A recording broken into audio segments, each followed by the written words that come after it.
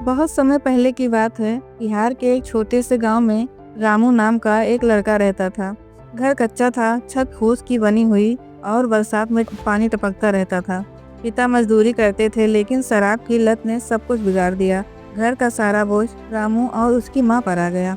रामू बचपन से ही समझदार था। वह पढ़ना चाहता था, लेकिन भूख ने उसकी किताबों से बड़ी लड़ाई छेड़ दी। माँ खेतों में काम करती और रामू स्कूल के बाद गांव की दुकान पर सामान ढोता।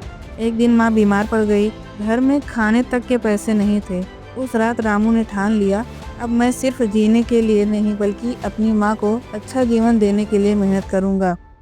अगले दिन उसने हर काम करना शुरू कर दिया। अखबार बांटना, चाय बेचना, छोटा मोटा काम जो भी मिलता उसने किया। लोग हंसते मजाक उड़ाते, अरे ये तो चाय वाला है। लेकिन रामू ने हार नहीं मानी। फिर एक दिन स्कूल से शिक्षक ने उससे कहा, बेटा मेहनत और ईमानदारी तुम्हारे पास है, बस सपनों को बड़ा करना सीखो। याद रखो, बड़ा सोचोगे तभी बड़ा बनोगे। यह बात रामू के दिल में उतर गई। उसने ठान लिया, अब मैं सिर्फ मजदूरी नहीं करूँगा, अपना काम शुरू करूँगा।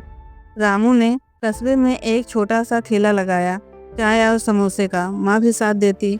शुरुआत में लोग कम आते, लेकिन धीरे धीरे उसके स्वाद और समय की पाबंदी और ईमानदारी ने सबका दिल जीत लिया। ठेला दुकान में बदल गया और दुकान एक छोटे से रेस्टोरेंट में। आज वही रामू जो कभी फटे कपड़ों में गांव की गलियों में सामान ढोता था, अब वह शहर का बहुत बड़ा बिजनेसमैन बन गया।